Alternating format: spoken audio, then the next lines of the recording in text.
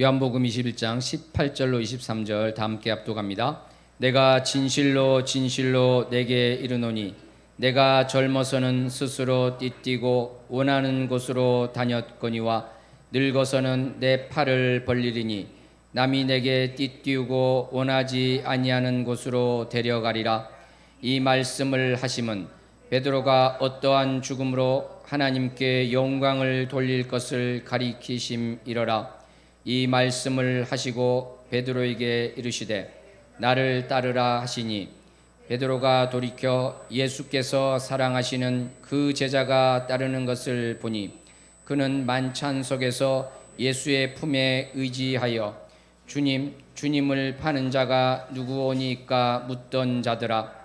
이에 베드로가 그를 보고 예수께 여짜오되 주님, 이 사람은 어떻게 되겠사옵나이까? 예수께서 이르시되 내가 올 때까지 그를 머물게 하고자 할지라도 내게 무슨 상관이냐? 너는 나를 따르라 하시더라. 이 말씀이 형제들에게 나가서 그 제자는 죽지 아니하겠다 하였으나 예수의 말씀은 그가 죽지 않겠다 하신 것이 아니라 내가 올 때까지 그를 머물게 하고자 할지라도 내게 무슨 상관이냐 하신 것이로라. 아멘. 오늘은 귀한 분 모시겠습니다. GMI 선교사 훈련원 원장님으로 계시는 구본철 목사님 모시겠습니다. 귀한 마음으로 환영하면 감사하겠습니다. 기도하겠습니다. 아버지 하나님 감사합니다. 오늘 참으로 귀하고 아름다운 주님의 날 이렇게 아름다운 전에 모여 예배드릴 수 있게 하심을 감사합니다. 우리 마음의 중심이 주님을 향하며 그 뜻을 구합니다. 이 아침에도 말씀하실 때 듣고 깨닫는 지혜가 있게 하여 주옵소서. 함께 하실 줄 믿사옵고 예수님의 이름으로 기도합니다. 아멘. 예, 한번 인사들 나누시죠. 잘 나오셨습니다.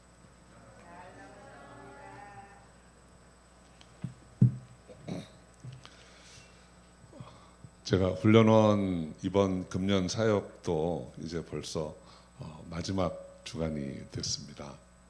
사실은 오늘 우리 훈련원 후보생들이 다 함께 와서 여러분과 함께 예배드리고 또 원가 특송도 이렇게 하려고 계획했었는데 지난 주말에 불의의 일격을 당했습니다. 한 분이 감기 몸살 증세가 있어서 병원에 보건소에 가서 이제 진료를 받고 검사를 했더니 코비드 양성이 나왔어요.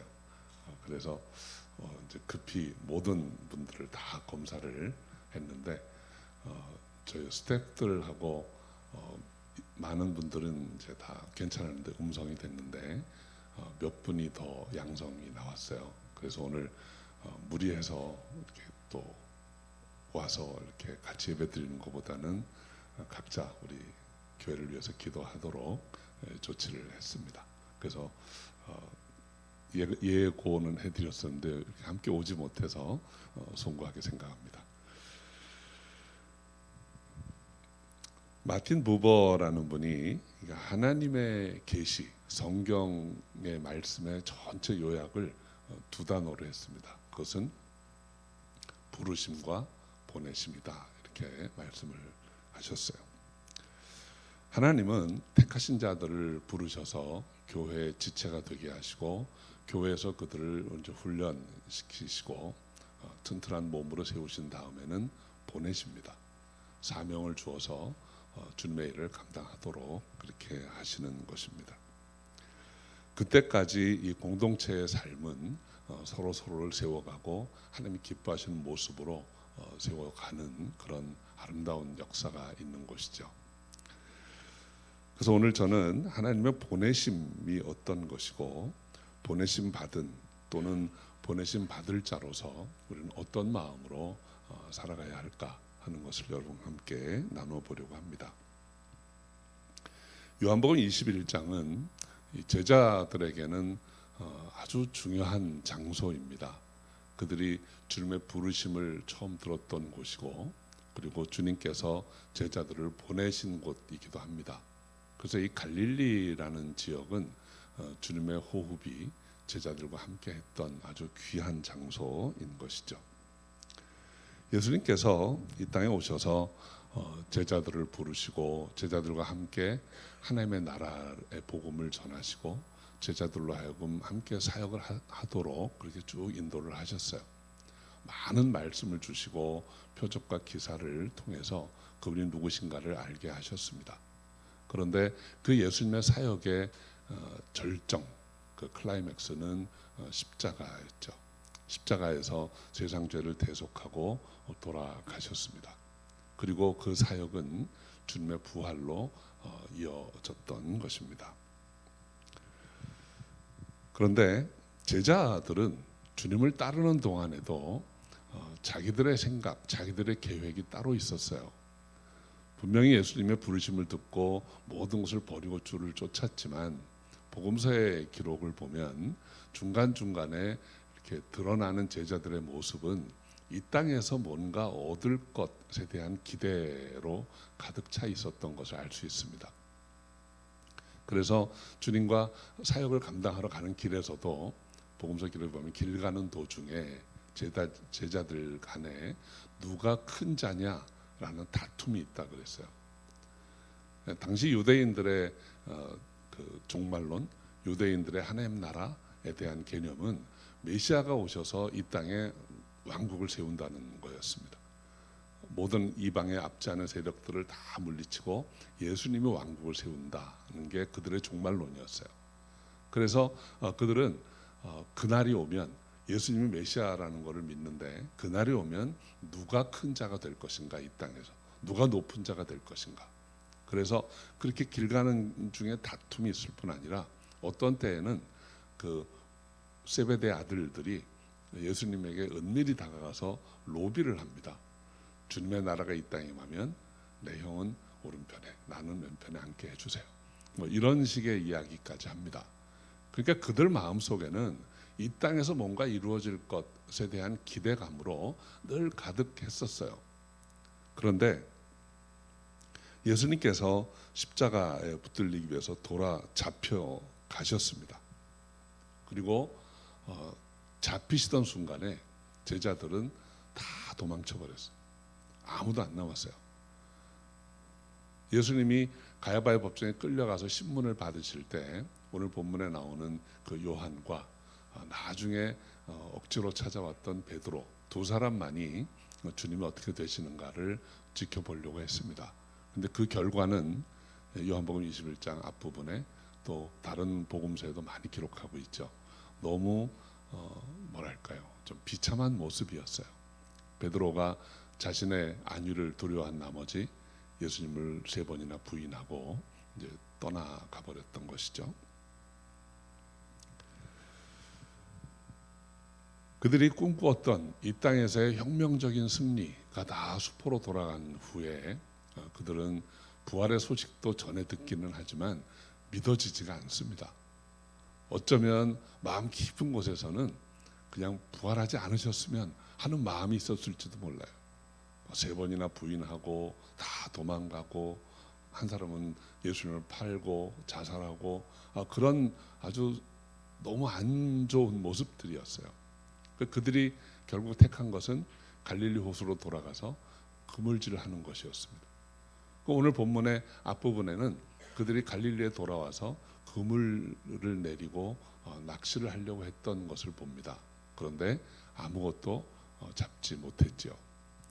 주님이 그들을 다시 찾아오셔서 그들을 만나 주시고 그들과 대화하시는 내용이 바로 이 오늘 본문의 앞부분이에요.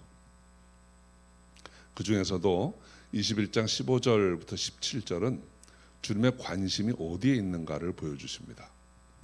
예수님은 그 제자들 중에 베드로를 택하셔서 조반을 드신 후에 베드로와 나란히 어쩌면 어깨에 손을 두르고 그 호숫가를 걷고 계셨습니다. 걸으시면서 대화를 나누세요. 여러분이 잘 아시는 내용입니다. 베드로에게 요한의 아들 시몬아, 내가 이 모든 것들보다 나를 더 사랑할 수 있느냐. 그 말씀을 반복해서 하세요. 한 번 듣고도 참 민망하고 힘들었는데 그걸 3번이나 반복하세요. 그런데 그 대화를 나누신 중에 주님의 뜻은 딱 한 가지였습니다. 내 양을 치라. 주님은 지금 베드로의 과거의 잘못된 행적, 언행 이런 거를 꾸짖기 위해서 찾아오신 게 아니고 그를 다시 회복시키셔서 처음 그들에게 맡기려고 했던 사명을 다시 한번 맡기시려고 하는 것입니다. 주님이 기대하시는 것 딱 한 가지입니다. 그것은 사랑한다라는 고백을 듣기 원하셨어요. 주님의 일은 힘이나 능으로 하는 게 아닙니다. 주님의 일은 사랑으로 하는 것입니다. 여러분, 요즘 이제 테크놀로지가 많이 발달하고 뭐 AI, 뭐 인공지능, 뭐 하여간 우리가 과거에 전혀 경험하지 못한 세상으로 올라옵니다. 그래서 이제는 뭐 많은 직업도 뭐 사라질 것 같은 두려움에 잡히고, 그래서 유럽에서는 그런 논의가 한창 진행 중이랍니다. 앞으로 할 일 없는 인간들을 어떻게 먹여 살릴 것인지. 그런데 여러분, 그런 테크놀로지가 아무리 발달을 하고 해도 우리 하나님을 믿는 사람들이 이겨낼 수 있는 길이 있습니다. 여러분, 이 모든 컴퓨터 기술이나 이런 테크놀로지는 저 밑에 제일 밑에 가면 결국은 0이냐 1이냐의 결정이에요. 바이너리 디시전입니다. 이게 좋을까 이게 좋을까 어떤 게 좋을까 그거를 결론까지 가는 거예요. 그런 기계가 할 수 없는 일이 뭘까요? 그 로직으로 안 되는 거예요. 그 사랑입니다.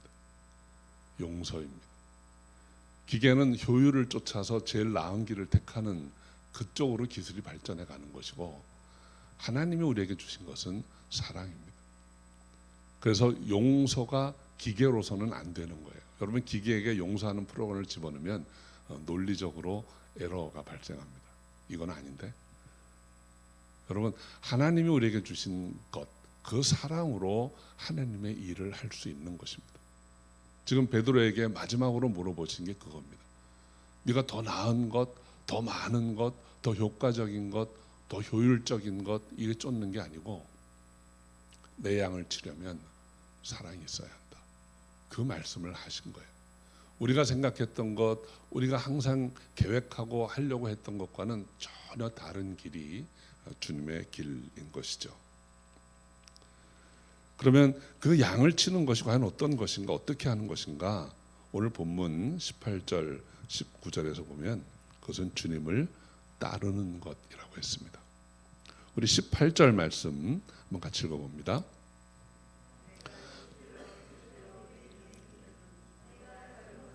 내가 스스로 띠띠고 원하는 곳으로 다녔거니와 늙어서는 내 팔을 벌리리니 남이 내게 띠띠우고 원치 아니하는 곳으로 데려가리라. 오늘 주님께서는 베드로에게 두 가지 서로 다른 그림을 보여주십니다. 첫째는 젊어서는 내가 스스로 띠띠고 원하는 곳으로 다녔거니와. 그럼 베드로의 일생을 돌아보면 다 자기 원하는 곳으로 다닌 것입니다. 여러분, 베드로가 처음 주님을 만난 때가 언제일까요? 요한복음 1장에 보면 베드로의 동생이 베드로에게 전도를 합니다.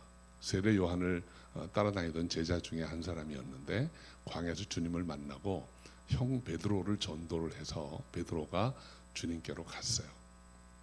그 과정을 가만히 생각해 보시면 베드로가 괜찮을 것 같은데 하고 간 것입니다. 자기가 원해서 간 것입니다. 원해서 주님을 따랐습니다. 두 번째, 갈릴리 호수에 와서 베드로의 배에 오르셔서 주님 부르시고 베드로는 모든 것을 버려두고 따랐습니다. 그런데 왜 따랐습니까? 자기 생각으로 따랐습니다. 부르심을 듣고 이 길이 좋을 것 같아. 이 길로 가면 내가 원하는 것을 얻을 것 같아. 그래서 주님을 따랐던 것이죠. 그런데 자기가 원했던 일이 이루어지지 않을 것 같으니까 자기 결정으로 예수를 부인하고 도망쳤던 거예요. 그때까지 베드로는 전적으로 내가 원하는 것, 내가 원하는 곳으로 다녔던 사람입니다.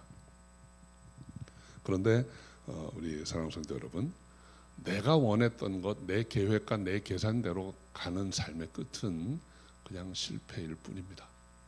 베드로는 실패했습니다. 그리고 돌아섰습니다. 우리가 예수 믿을 때 예수 믿는다고 하면서도 주님의 일을 한다고 하면서도 내 생각, 내 뜻대로 할 수 있습니다. 저는 저 여러분이 주님을 의지하고 믿고 따르고 섬길 때 내 뜻과 내 생각이 아니라 주님의 뜻이 이루어지기를 소원합니다. 그래서 여러분, 우리 주기도문의 제일 첫 번째 간구가 무엇입니까? 하늘에 계신 우리 아버지여, 이름이 거룩히 여김을 받으옵소서. 그 후에 바로 나오는 말씀은 뜻이 하늘에서 이룬 것 같이 내게 이 땅에서도 이루어지이다. 이 땅에서 이루어진다는 말은 그냥 옆에 있는 누구 얘기하는 게 아니에요.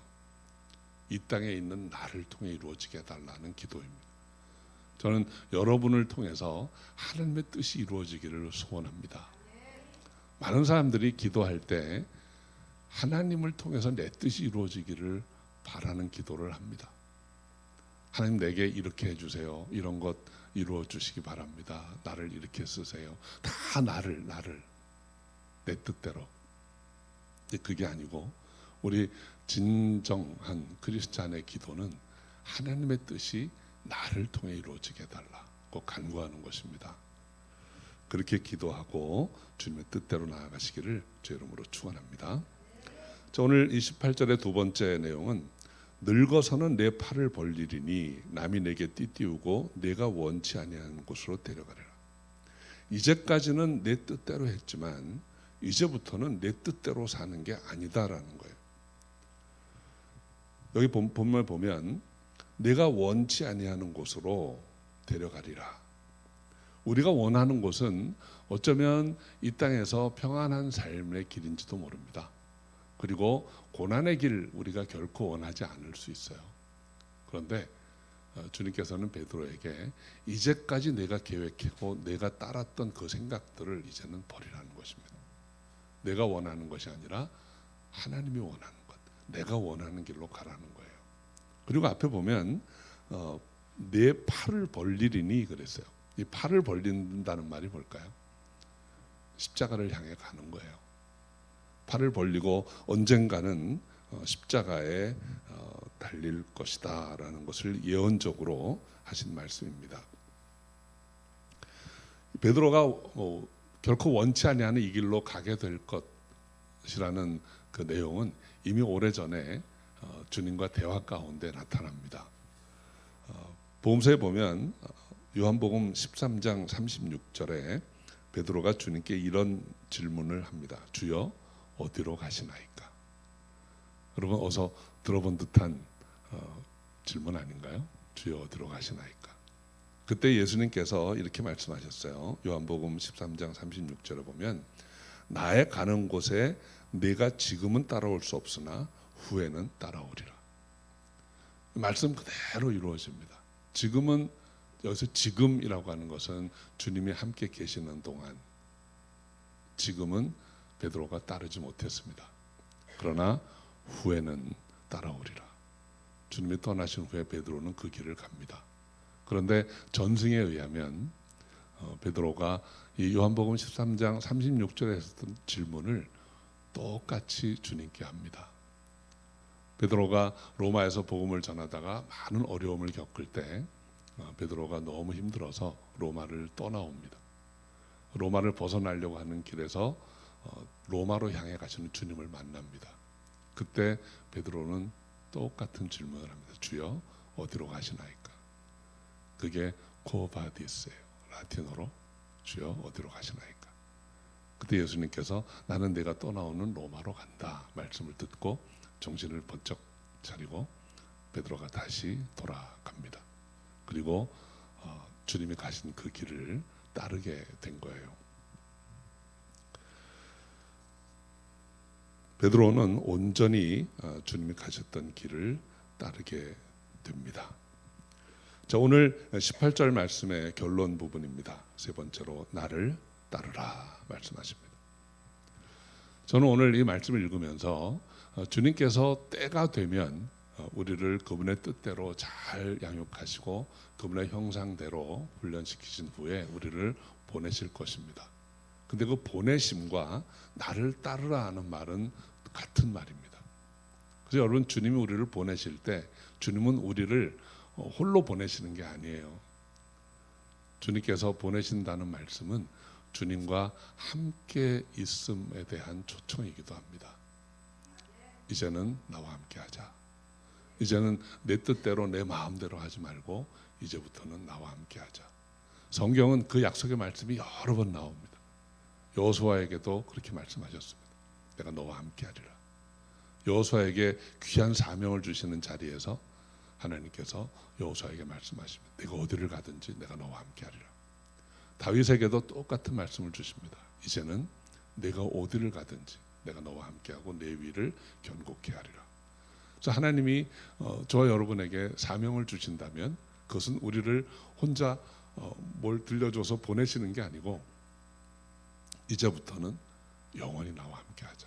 내가 늘 내 곁에 있을 것이다. 그래서 이사야 선지를 통해서 두려워 말라. 내가 너와 함께함이라. 이 말씀한 것입니다. 이사야도 사명을 감당할 때 주님의 그 음성을 듣고 힘있게 끝까지 나아갈 수 있었던 것이죠. 그래서 지금 주님께서 베드로에게 주신 말씀은 이전과는 전혀 다른 차원의 사명을 감당하게 될 것을 약속해 주시는 것입니다. 우리 사랑하는 성도 여러분, 주님을 따르는 자의 인생의 주도권은 주님께 있습니다. 이제는 나의 주도권을 주님께 온전히 맡기고 주님을 따르는 저 여러분 되시기를 바랍니다. 오늘 20절에 보면 지금 주님이 베드로와 함께 호수를 거니시는데 몇 발짝 뒤에서 한 제자가 따라오는 것을 봅니다. 그는 바로 사도 요한이죠. 그래서 요한은 그 주님과 베드로의 대화 내용을 누구보다 잘 들을 수 있었기 때문에 요한복음에 이 내용이 기록된 것이 아닌가 생각을 해봅니다. 그런데 21절에 보면 베드로가 자신의 사명에 대한 말씀을 다 듣고 나서 주님께 여쭤봅니다. 주여, 이 사람은 어떻게 됩니까? 이 사람은 어떻게 됩니까? 궁금했던 거죠. 복음서의 흐름이 갑자기 좀 어색한 분위기로 바뀝니다. 지금 젊어서는 내가 원하는 곳으로 다녔거니와 내가 늙어서는 원치 아니하는 곳으로 데려갈 것이다. 너는 나를 따르라. 아주 심각한 사명의 말씀을 주셨는데 계속 듣고 있다 갑자기 뒤돌아보면서 쟤는 어떻게 되는데요? 이렇게 물어본 거예요. 아마도 주님이 그 질문을 듣고 좀 황당하셨을지 모르겠어요. 근데 어쩌면 여러분 이런 모습이 우리의 실상인지도 모릅니다. 우리는 끊임없이 비교합니다. 끊임없이 남과 비교합니다. 나는 이렇게 하는데, 특히 여러분 봉사 많이 하시는 분들이 이 비교의 함정에 빠지기가 쉬워요. 나는 이렇게 열심히 하는데 쟤는 왜 안 해? 할 만한 사람이 왜 안 하는 거예요? 저도 그런 함정에 빠졌던 적이 있어요. 제가 선교센터를 열심히 섬길 때입니다. 막 섬기는데 어느 한 분을 생각해보면 저분은 나보다 신앙도 깊은 것 같고 형편도 좋은 것 같은데 왜 안 하지? 이런 생각을 할 때가 있어요. 지금 베드로는 자신에 대한 이야기를 들으면서 아마 심각해졌을지도 몰라요. 내가 원치 아니하는 곳으로 팔을 벌리고 가게 된단 말이지. 그런데 쟤는 어떻게 될까? 이 궁금했던 거예요. 그런데 22절에 보면 주님이 이렇게 답하십니다. 그게 내게 무슨 상관이야? 너는 나를 따르라. 주님은 베드로의 질문의 의미를 분명히 알고 계셨어요. 베드로는 이제 팔을 벌리고 원치 않는 곳으로 가서 죽음을 맞이하게 될 것인데 저 사랑하시던 제자 요한은 어떻게 됩니까? 이렇게 물어본 거죠. 그래서 주님이 이렇게 말씀하십니다. 내가 올 때까지 그를 머물게 할지라도 그가 너처럼 십자가에 죽지 않는다 할지라도 그런 말이죠. 그게 내게 무슨 상관이냐 이렇게 물어보신 거예요. 내게 무슨 상관이냐라는 헬라어 원어를 직역하면 what to you입니다. 너한테 그게 뭔데? 그게 너에게 무슨 의미가 있는데? 한때 우리 유행했던 문장대로 하면 그게 너한테 무엇이 중요한데? 뭐가 중요한데? 그걸 왜 물어? 하는 것이죠. 우리 사랑하는 성도 여러분, 나와 주님과의 관계는 1대1입니다. 주님은 우리에게 관심이 있으세요. 여러분, 신앙생활을 이렇게 하면서, 저는 목회를 하면서 어느 때인가 그게 갑자기 깨달아졌어요. 주님이 나에게 관심이 있구나. 내가 목회를 해서 우리 성도님들이 얼만큼 영적으로 건강하고 범사가 잘 되고 그런 것에 관심을 막 갖고 기도를 하고 있는데, 하나님은 여전히 나 한 사람에게 관심이 있구나. 그 모든 것들이 중요한 일이기는 하지만 내 영혼만큼 중요하지는 않습니다. 저는 목회를 하면서 느낀 게, 어느 한순간에 조금 성장하는 것을 느꼈어요. 그래서 이제는 좀 잘할 수 있을 것 같다 생각이 들었을 때 주님께서 김광식 목사님 통해서 이제 그만해라 말씀하셨어요. 좀 잘할 수 있을 것 같은데 그만큼 성장했으면 이제 됐다. 이제는 또 다른 일을 해라. 이렇게 말씀하신 것 같아요. 저는 여러분이 한 1대1로 주님과의 관계 안에서 주님은 내게 관심이 있다는 것을 꼭 기억하시기 바랍니다. 여러분 한 분 한 분을 사랑하시고, 여러분 한 분 한 분이 주님 뜻 안에서 성숙하기를 원하시고, 여러분 한 분 한 분이 그 사명을, 주님께서 주시는 사명을 감당키를 원하세요. 옆에 보지 마시고 비교하지 마시고 주님께 나아가는 여러분 되시기를 바랍니다. 베드로는 사역의 초기에 주님을 만났습니다. 속 마음이 어땠건 그는 열심을 다하고 최선을 다해서 섬기려고 했어요. 그런데 주님은 베드로에게 부족했던 한 가지, 그리고 베드로가 해야 할 일을 감당하기 위해서 그 많은 어려움 가운데서도 다 딛고 일어나서 사랑할 수 있는 목자로 그를 세우기를 원하셨습니다. 사도 요한은 베드로와 마찬가지로 초기에 예수님을 따랐던 사람입니다. 그런데 그 사도 요한은 주님 뜻 안에서 거의 1세기 말까지 살아남았던 사람이에요. 아까 베드로가 염려했던 것처럼 쟤는 어떻게 되는데요? 쟤는 십자가에 안 죽었어요. 1세기 말까지 살아남았어요. 그런데 요한에게는 하나님이 계획하고 있는 특별한 역할이 있었습니다. 그것은 바로 오늘 우리가 함께 읽은 요한복음을 기록하게 하기 위한 것이었어요. 어쩌면 여러분 1세기 말쯤 되었을 때 예수님의 사랑하시던 제자들 중에 한 사람도 남아있지 않았습니다. 오직 요한 한 사람만 있었습니다. 다 순교했습니다. 60년대 중반까지는 거의 모든 11제자들이 다 이 세상을 떠났어요. 요한만 남아있었습니다. 여러분, 사도 요한의 마음이 어땠을까요? 아유, 다행이다 그랬을까요? 그 제자들 설칠 때 내가 알아봤어 그랬을까요? 저는 요한복음을, 또 요한서신을, 요한이 기록한 계시록을 읽으면서 가끔씩 그런 상상을 해봅니다. 요한이 하나님 앞에 막 눈물을 흘리면서 기도하는 장면을 상상해요. 주님, 우리 다른 형제들은 다 데려가시고 왜 나는 아직도 여기 남아 있어야 합니까? 그들은 다 하나님을, 주님을 위해 순교했는데 왜 나는 여기까지 아직까지 남아 있어야 합니까? 아마 이런 안타까운 마음이 있었을지도 몰라요. 그런데 그에게는 중요한 사명이 있었습니다. 1세기 말에 교회는 이 메시지를 들어야만 했어요. 우리가 신약 성경을 통해서 보는 교회, 1세기의 교회들, 초대교회들은 치열한 싸움을 싸워야만 하는 상황이었습니다. 이단과의 싸움, 유대교와의 싸움, 로마 제국의 핍박을 이겨내야 하는 그런 처절한 싸움을 싸우다 보니까 살아남았습니다. 살아남았을 뿐 아니라 교회는 성장해 가고 확산되어 갔습니다. 그런데 여러분, 계시록의 제일 첫 번째 나오는 교회, 계시록을 받아보는 첫 번째 교회, 에베소 교회에 주신 주님의 말씀을 사도 요한은 이렇게 기록합니다. 내가 잘했다. 믿음을 지키기 위해서 충성했다. 그런데 한 가지 부족한 것이 있다. 첫사랑을 잃어버렸다는 거예요.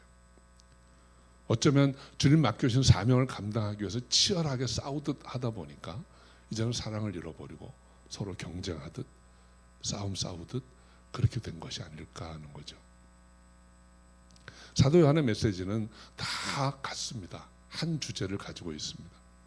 그것은 사랑입니다.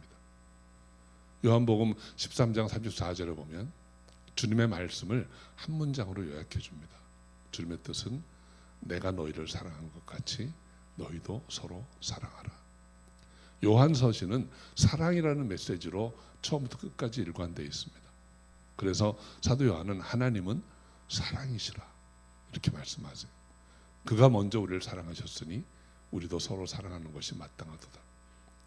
계시록도 계시록을 받아보는 처음 교회에 주신 첫 메시지는 처음 사랑을 잃어버렸으니 이거를 회복하라는 거예요. 그렇게 할 때 우리는 주님의 일을 주님의 뜻대로 해나갈 수 있게 되는 것입니다. 오늘 저희가 함께 나눈 본문은 주님께서 베드로에게 사랑을 회복해야 된다고 말씀하세요. 내가 나를 사랑하느냐? 이 모든 것들보다 나를 더 사랑하느냐? 그 말씀은 이렇게도 번역이 가능합니다. 이 모든 사람들보다 나를 더 사랑하느냐? 그럴 수 있으면 내 양을 치라. 하나님의 양을 치는 것, 더 지경을 넓혀서 하나님의 일을 하는 것은 사랑으로 하는 것입니다. 그리고 그 사랑은 우리가 공동체 안에서 계속해서 세워지고 경험되어지고 나누어지는 것입니다. 저는 우리 이 십자가 은혜교회가 하나님이 기뻐하시는 사랑의 공동체가 되기를 바랍니다. 이곳에서 서로 사랑하고 서로 세워가는 일들을 통해서 때가 되면 주님이 여러분 한 분 한 분 1대1로 보내실 것입니다. 그 보내심의 자리가 어디든지 주님은 여러분과 함께 하십니다. 보내심은 멀리 떠나게 하는 것이 아니고 주님이 함께 하실 것에 대한 약속이고 함께 하실 것에 대한 부르심이기 때문입니다. 저는 우리 십자가의 교회가 그렇게 사랑하고 사랑으로 섬기고 또 보내심을 받아서 주님을 기쁘시게 해드리는 교회로 우뚝 세워지기를 주의 이름으로 축원합니다. 자, 오늘 말씀 기억하시면서 함께 좀 찬양하고 기도하기 원하는데요. 우리 사랑성도 여러분, 우리 모두는 언젠가 다 주님 앞에 1대1로 서게 됩니다. 그때 주님을 향해 걸어왔던 여러분의 여정은 다 똑같지는 않겠지만 한 방향으로 걸어온 여정입니다. 그래서 우리는 그런 사람들을 공동체라고 하는 것입니다. 여러분, 이 십자가 은혜교회는 공동체입니다. 공동체는 세 가지가 똑같아요. 출발점이 똑같고 가고자 하는 목적지가 똑같고 가고자 하는 길이 똑같습니다.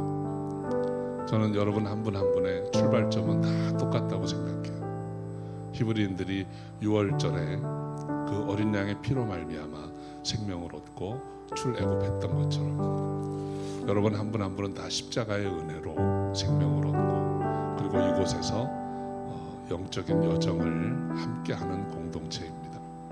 어쩌면 주님 앞에 서는 날까지 십자가 은혜 교회에서 같이 예배드리고 구름이 떠오르면 출발하고 불길이 임하면 불기둥이 임하면 멈췄던 것처럼 교회에서 함께 호흡하고 함께 나가는 공동체라고 믿습니다. 우리가 가는 목적지는 똑같습니다. 하나님이 예비하신 그곳에 나아갈 때 같은 여정, 공동체 여정을 통해서 가면서 많은 일들을 이루고 주님을 기쁘시게 해드리고 복음을 전하고 선교하고 그리고 그날에 그 앞에 다 모일 줄 믿습니다. 그런 그림을 기억하시면서 하나님께서 우리의 만남을 축복하시고 공동체 안에서 늘 기뻐하게 할 줄 믿습니다.